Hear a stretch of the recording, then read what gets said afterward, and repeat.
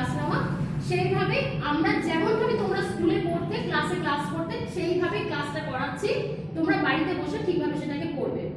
আজকে দেখো ক্লাস 10, তোমরা জানো তোমাদের আজকের পাঠ যেটা বিষয় পড়াচ্ছি আফ্রিকা কবিতা। এই আফ্রিকা কবিতাটার কবি হলেন কে? কবি বিশ্বকবি রবীন্দ্রনাথ ঠাকুর। আর কবিতাটা নেওয়া হয়েছে তার যে কাব্যগ্রন্থ থেকে, সেটা হচ্ছে পত্রপুট কাব্যগ্রন্থ। তাহলে আমাদের পাঠ কি? আফ্রিকা। কবি হচ্ছেন কে? রবীন্দ্রনাথ ঠাকুর। আর কাব্যগ্রন্থটা কি পাবো আমরা? কাব্যগ্রন্থটা পত্রপুট কাব্যগ্রন্থ। এবার আফ্রিকা কবিতাটাকে আমরা প্রথমে পড়ার আগে একটুখানি বিষয়টাকে আলোচনা করব। বিষয়বস্তুটা কি? আফ্রিকা একটা মহাদেশ। একটা মহাদেশ তো একদিনে সৃষ্টি হয়নি, তার সৃষ্টির একটা ইতিহাস আছে। কবিতাটাকে আমরা দেখো এই কটা পার্টে ভাগ করে নিচ্ছি, এইভাবেই আমরা আলোচনা করব। প্রথম হচ্ছে আফ্রিকা সৃষ্টির ইতিহাস। বিষয়টা কি? বলছে বিধাতা যখন পৃথিবীকে সৃষ্টি করছেন, সৃষ্টিকর্তা বিধাতা, সৃষ্টিকর্তা কি করেন? যখন সৃষ্টি করেন তখন নিখুঁত ভাবে সৃষ্টি করার চেষ্টা করেন, যার মধ্যে যেন কোনো রকম সমস্যা না থাকে। যেমন আমরা একটা কোনো কিছু আঁকতে গেলে কি করি? সেই আঁকাটাকে বারবার মুছি, যেন তাদেরকে কি করা যায়? আরো ভালো করে তৈরি করা যায়। একটা মাটির কোনো জিনিস যখন হাতের কাজ করলে তাকে আমরা বারবার চেঞ্জ করি যাতে আরেকটু কি হয়? সুন্দর হয়।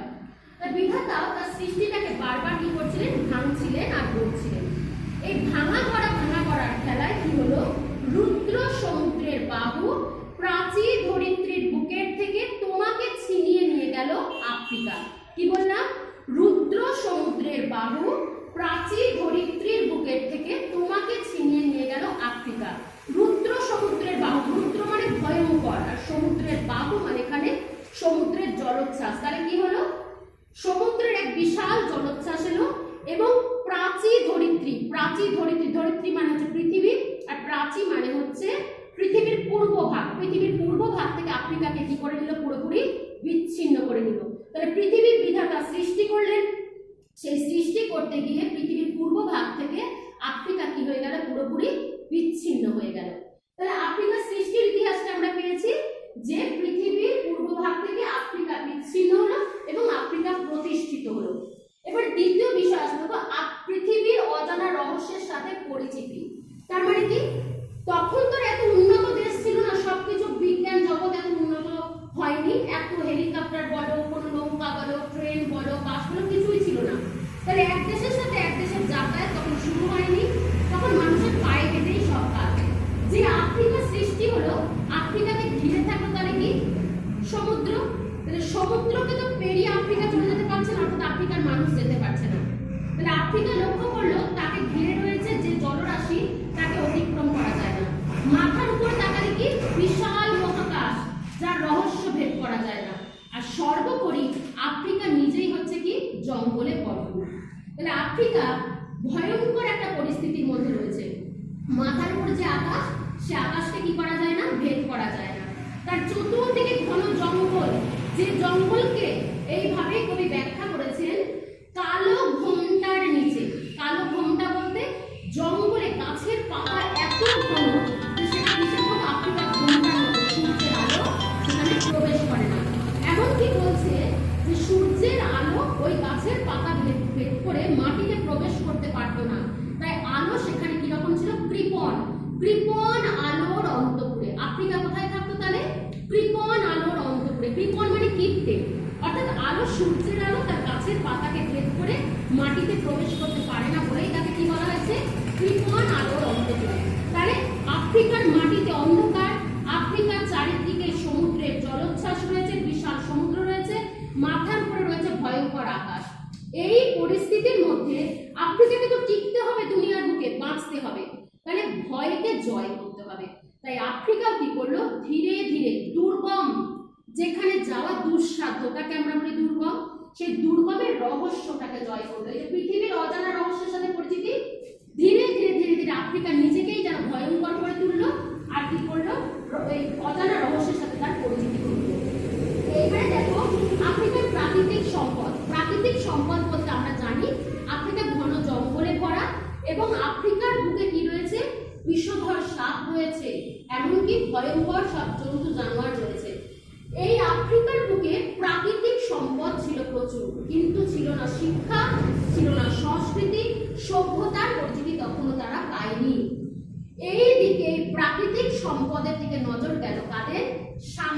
সাম্রাজ্যবাদী শক্তি তারা হানা দিল, তারা কারা?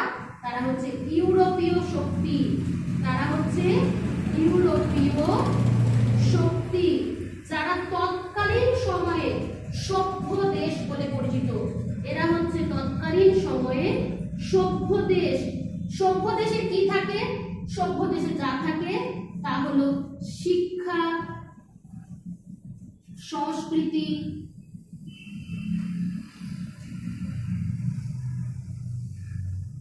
আর্থিক সচ্ছলতা বা আর্থিক উন্নতি সবই তাদের ছিল। তাহলে কি ছিল? কেন ইউরোপীয়কে শক্তিশালী দেশ বলা হচ্ছে? তাদের শিক্ষা ছিল, সংস্কৃতি ছিল, আর্থিক উন্নতিও ছিল। এইরকম পরিস্থিতিতে তাদের কিন্তু কোনো কিছুর অভাব ছিল না। সেই অভাব না থাকলেও তারা কি করলো? এই আফ্রিকার বুকে হানা দিল। কিসের জন্য হানা দিল? তাদের প্রাকৃতিক সম্পদকে লুট করবে, তাদের মানুষজনকে নিয়ে যাবে, নিজে কৃতদাসে পরিণত করবে, করে নিজেদেরকে আরো শক্তিশালী, আরো উন্নত তৈরি করবে। তাহলে প্রয়োজন ছাড়াই তারা কি করছে? আফ্রিকাকে শোষণ করছে। এবং সত্যি তারা এলো, তারা অত্যাচার চালালো। সেই অত্যাচারকে কবি তুলনা করেছেন কেমন? বলছে গুপ্ত গহ্বর থেকে পশুরা বেরিয়ে এলো। তাহলে ইউরোপীয় শক্তির মানে শোষণ এতই নিষ্ঠুর ছিল যে কবি তাদেরকে পশুর সাথে তুলনা করেছে। এমনকি বলেছে নখ যাদের হিংস্র তোমার নেকড়েছে। আফ্রিকার জঙ্গলে যে হিংস্র নেকড়ে বাঘ আছে তার থেকেও এরা হিংস্র, এদের নখ হিংস্র। কেন? জন্তু জানোয়ার আর একটা প্রাণীকে হত্যা করে ক্ষুধা নিবারণের জন্য, কিন্তু এদের তো কোনো কিছুর অভাব নেই। এরা নিজেদেরকে আরো বড় প্রতিষ্ঠা করার জন্য, কর্তৃত্ব করার জন্য পৃথিবীর বুকে এরা শোষণ করছে। কাকে? ইউরোপকে, আফ্রিকাকে এরা কি করছে? শোষণ করছে। তাই জন্যই কবি কি বলছেন যে এদের হিংস্রতাটা হচ্ছে কি নেকড়ের থেকেও ভয়ঙ্কর। আর এরা কিসের তুল্য? এরা হচ্ছে পশুর তুল্য। আর একটা কবি বলেছেন সভ্যের বর্বর লোক, নামে এরা সভ্য। এরা কি বলেছে? এরা সভ্য দেশ নামে, কিন্তু এদের পরিচিতিটা, ব্যবহারটা কিসের মতো? বর্বর, অর্থাৎ অসভ্যের মতো। এবার তারা কি করলো? আফ্রিকার মাটিতে পা দিল। কিভাবে পা দিল? দস্যু পায়ের কাঁটা মারা জুতোর নিচে যেমন পেরেকের মতো থাকে, সেই রকম জুতো ফেলে কোথায় গেল? তারা আফ্রিকার মাটিতে। যেই তারা আফ্রিকার মাটিতে আসছে, সঙ্গে সঙ্গে অত্যাচার করছে। তাহলে আফ্রিকাকে দেখানো হচ্ছে একটা মানবী রূপে, আফ্রিকা যেন একটা মা। তাহলে সন্তানের বুকে যদি অত্যাচার চলে, সন্তানকে যদি অত্যাচার করা হয়, কাঁপবে কে? মা। কিন্তু তার কান্নাটা কি করা যাচ্ছে না? দেখা যাচ্ছে না। কি হচ্ছে? তার সন্তানকে বন্দি করা হচ্ছে, শিকলে বন্দি করে নিয়ে যাওয়া হচ্ছে কোথায়? সেই ইউরোপ মহাদেশে। আর কি করছে? তাদের যে রক্ত ঝরছে, আফ্রিকার যে চোখের জল ঝরছে, তাতে কি হচ্ছে? রক্তে অশ্রুতে মিশে আফ্রিকার মাটি কি হচ্ছে? কাদায় পরিণত হচ্ছে। শুধু তাই নয়, এখানে একটা মূল্যবান কথা কবি বলেছেন। কি তৈরি হয়ে গেল? বলছে আফ্রিকার নাম উঠে গেল কিভাবে? অপমানিত ইতিহাস রচিত হয়ে গেল, আফ্রিকার অপমানিত ইতিহাস। তোমরা জানো যে কোনো যুদ্ধ, যে কোনো রাজত্ব, যা কিছুই পুরনো হয়, যেই সেটা কি হয়? অতীত হলো, সঙ্গে সঙ্গে সেটা কোথায় স্থান পেয়ে যায়? ইতিহাসের পাতায় স্থান পেয়ে যায়। তাহলে ইউরোপ একদিন আফ্রিকাকে শোষণ করেছিল, আফ্রিকা ইউরোপের কাছে পরাজিত হয়েছিল। তাহলে সেটা নিশ্চয়ই আফ্রিকার খুব সম্মানের ইতিহাস নয়। ইউরোপের হাতে আফ্রিকা কি হচ্ছে? শোষিত হয়ে পরাজিত হচ্ছে। তাহলে সেটা তার কিসের মতো ইতিহাস? অপমানিত ইতিহাস। এই ইতিহাস চিরটা কাল ইতিহাসের পাতাতেই থাকবে। এই গল্প, এই খবর থাকবে। কি ঘটনা থাকবে? কোনো এক সময় ইউরোপ আফ্রিকাকে শোষণ করে তার মানুষদেরকে নিয়ে গিয়ে কৃতদাসে পরিণত করেছিল আর তার প্রাকৃতিক সম্পদ লুট করেছিল। তাহলে সেটা কিসের মতোই হবে? অপমানিত ইতিহাসই হবে। কিন্তু দেখো, যে দেশটা এই ইউরোপ মহাদেশ যখন আফ্রিকাকে ওইভাবে শোষণ করছে, তখন কিন্তু তাদের দেশে একদম সাবলীল গতিতে জীবন চলছে। সাবলীল গতিতে জীবন চলছে মানে এদের দেখো তখন বলেছে, এক দেখো শিশুরা খেলছিল মায়ের কোলে, শিশুরা খেলছিল মায়ের কোলে।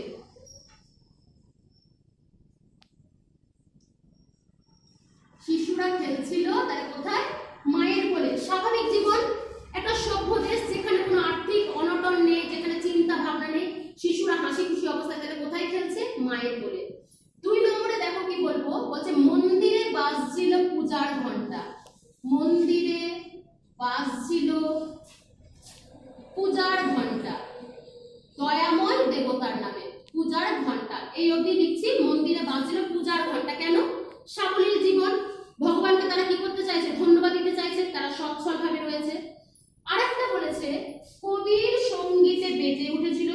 সুন্দরের আরাধনা। কবির সঙ্গীতে বেজে উঠেছিল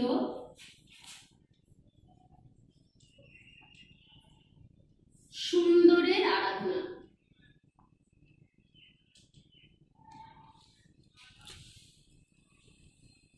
কেন এই কথা বলা হয়েছে? শিক্ষিত দেশ, সভ্য দেশ, তার কোনো চিন্তা ভাবনা নেই তো। মানুষ যখন নিশ্চিন্ত থাকে তখন মানুষের লেখনী চলে, কবিতা চলে, সুর ওঠে। তাই হচ্ছিল স্বাভাবিক জীবন যাত্রা চলছিল। সেই স্বাভাবিক জীবনযাত্রা যখন ইউরোপের বুকে বুকে চলছে, তখন আফ্রিকায় চলছে কি কান্নার হাহাকার। এইবারে কবি বললেন, এই যে ইউরোপ যেটা অত্যাচার চালানো, এটা তো কোনো সভ্যতার প্রতীক নয়। সভ্যতা কখনো শেখায় না অন্যকে কাঁদাতে, অন্যকে শোষণ করতে। তাই কবি বললেন, বিশ্বকবি বলছেন, এবারে কি দরকার? সমাপ্তি দরকার। এই শোষণের এবার কি দরকার? শেষ, সমাপ্তি দরকার। তাই তিনি কি বললেন? এসো যুগান্তের কবি। যুগান্ত, যুগান্ত মানে কি? যুগ যোগ অন্ত, অন্ত মানে কি? শেষ। তাহলে একটা যুগের কি দরকার? শেষ দরকার। যুগান্ত, এসো যুগান্তের কবি। আসন্ন সন্ধ্যার শেষ রশ্মিপাতে। সন্ধ্যা ঘনিয়ে এসেছে। সন্ধ্যা যেই শেষ হবে শুরু হয়ে যাবে কি? রাত। তাহলে সন্ধ্যা শেষ হলেই রাতের সূত্রপাত। রাত মানে অন্ধকার। অন্ধকারকে আর আসতে দিও না। কবি কি বলছেন? যা যা ঘটেছে সেটা অন্যায় হয়েছে। এবার অন্যায়টাকে বুঝতে চেষ্টা করুক। কারা চেষ্টা করুক? ইউরোপীয় সভ্যতা বুঝতে চেষ্টা করুক তারা যা কিছু ঘটিয়েছে সেটা কি? অন্যায়। তাই তারা কি করুক? কবি কাকে বলছে? এই ইউরোপ মহাদেশের যে কবিরা, তাদেরকে বলছে তোমরা সচেতন হও। তোমরা কি করো? বলছে এসো যুগান্তের কবি, আসন্ন সন্ধ্যার শেষ রশ্মিপাতে। কি বলে যাও? তোমার সভ্যতার শেষ পুণ্যবাণী। খুবই গুরুত্বপূর্ণ লাইন, সভ্যতার শেষ পুণ্যবাণী। এইটাকে একদম আমরা মাথায় রাখবো, কখনো যেন ভুলবো না। এটা খুব গুরুত্বপূর্ণ লাইন। সভ্যতার শেষ পুণ্যবাণী। পুণ্য মানে পবিত্র। পুণ্যবাণী কি বলবো? বলো, ক্ষমা করো, ক্ষমা করো। তাহলে মূল বিষয়টা কি? কি বলতে হবে? ক্ষমা করো। একটা সভ্যতার প্রতি কেউ যদি কি করতে পারে? নিজের অন্যায়কে বুঝতে পেরে, নিজেকে নত করে, যদি ভুলটাকে বুঝে যদি কি করে অন্যের কাছে ক্ষমা চায়, তবেই বুঝতে হবে সে শিক্ষিত, সে সভ্য, সে ভদ্র। কেউ যদি মনে করে আমি শুধু কি করব? আমার রাগটাকে পূরণ করব, আমার শোষণটাকে পূরণ করব, কেউ যদি মনে করে আমার মধ্যে যে প্রতিহিংসা আছে তাকে আমি চরিতার্থ করব, তাহলে কখনোই সে সভ্য নয়। সভ্য সেই যে কি করতে পারবে? ভুল যদি বা করে থাকে, নিজের ভুলটাকে বুঝতে পেরে অন্যায়টাকে স্বীকার করে দেবে। কি বলবে? তাহলে সে কি বলবে? সে সভ্যতার শেষ পুণ্যবাণী করবে কি? ক্ষমা করো। তাহলে আফ্রিকার পাশে তাকে দাঁড়াতে হবে। বলছে দাঁড়াও ওই মান হারা মানবীর দ্বারে।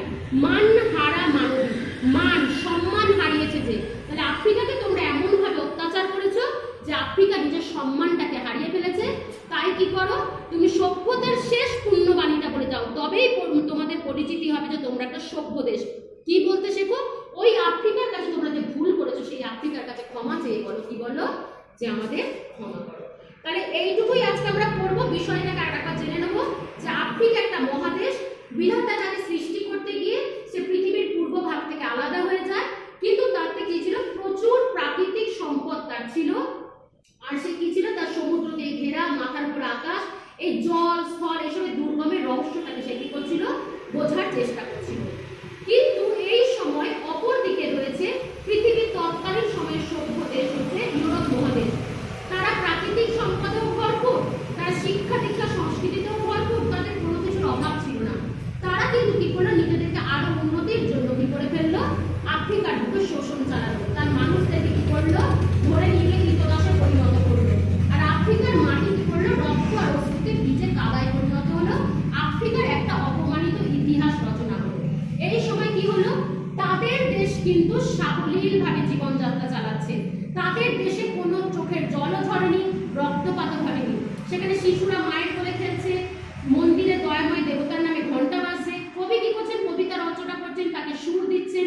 কবির সঙ্গীতে বেজে উঠছে সুন্দরের আরাধনা। কিন্তু এটা কোনো সভ্যতার প্রতীক নয়। তারা নামে সভ্য, কিন্তু তাদের ব্যবহারটা হয়ে গেছে কিসের মতো? বর্বর বা অসভ্যের মতো। যার জন্য কবি তাদেরকে তুলনা করেছেন গুপ্ত গহ্বরের পশুদের সাথে, এমনকি নেকড়ের লোকের চেয়ে হিংস্র বলে কবি তাদেরকে প্রকাশ করেছেন। কবি বলছেন সভ্য সেই হবে যে নিজের অন্যায়কে বুঝতে পারবে এবং তার জন্য ক্ষমা চাইবে। তাই কবি কি করছেন, ইউরোপকে বলছে এখনো সময় আছে, ইউরোপ মহাদেশকে বলছে লোভ নয়, চাহিদা নয়, তোমরা কি করো, তোমরা এসে ওই মানহারা মানবী যে আফ্রিকা তার পাশে দাঁড়াও, এবং তোমরা যদি সত্যি প্রকৃত সভ্য হয়ে থাকো, যুগান্তের কবিকে বলছে তুমি এসে কি বলো, তোমার সভ্যতার শেষ পুণ্যবাণী উচ্চারণ করো, কি উচ্চারণ করবে, ক্ষমা করো। তাহলে কবিতাটা আমরা কি করবো, আবার পরের ক্লাসে কি করবো, এটাকে আমরা লাইন বাই লাইন করবো, কোনটা ইম্পর্টেন্ট লাইন, শব্দার্থ সবই আমরা লিখবো। আজকে যেটা তোমাদের জন্য হোম টাস্ক থাকবে, তোমরা কি করবে, কবিতাটাকে বারবার করে মুখস্থ করার চেষ্টা করবে, যার যতবার সময় লাগে। যেহেতু তোমাদের জানো ব্রড কোশ্চেনের সাথে ছোট প্রশ্ন আসে, তাই কবিতাকে আমরা যত বেশি মুখস্থ রাখবো তত আমাদের ভালো। চেষ্টা করবে বারবার করে মুখস্থ করতে। মুখস্থ করার পর কবিতাটা যেরকম যেরকম স্ট্যান্ডার আছে সেইভাবে আমরা প্রথমে সৃষ্টির ইতিহাসটাকে ভাগ করব, তারপর যেভাবে ভাগ করে দিয়েছি তোমরা লিখে লিখে করবে খাতায়, এইভাবেই করবে। তারপরে তোমরা ছোট্ট ছোট্ট উপমায় যেগুলো করবে, আমি প্রশ্ন বলছি মুখে মন দিয়ে শুনবে। আফ্রিকাকে কে কোথা থেকে ছিনিয়ে নিয়ে গেছিল? উত্তর তোমরা পারবে, রুদ্র সমুদ্রের বাহু প্রাচী ধরিত্রীর বুকের থেকে আফ্রিকাকে ছিনিয়ে নিয়ে গেছিল। তাহলে আফ্রিকাকে কে কোথা থেকে ছিনিয়ে নিয়ে গেছিল? এবার হচ্ছে আফ্রিকা কিসের রহস্যকে জানার চেষ্টা করছিল? দেখবে সেটাও তোমরা বইয়ে পাবে, দুর্গমের রহস্য, জল স্থল আকাশের দুর্গম সংকেতকে সে জানার চেষ্টা করছিল। তাহলে সেই প্রশ্নটাও আমরা করবো, উত্তর করবো। এবার হচ্ছে ইউরোপিয়ানরা কিভাবে আফ্রিকার বুকে পা দিয়েছিল, এই প্রশ্নটা করবে। ইউরোপিয়ানরা কিভাবে আফ্রিকার বুকে কি করেছিল, পা দিয়েছিল। আর একটা কোশ্চেন করবে আপাতত এই ক্লাসের জন্য, যে সভ্যতার শেষ পূর্ণ বাণীটি কি, কবি কাকে সেটা বলতে বলেছেন। সভ্যতার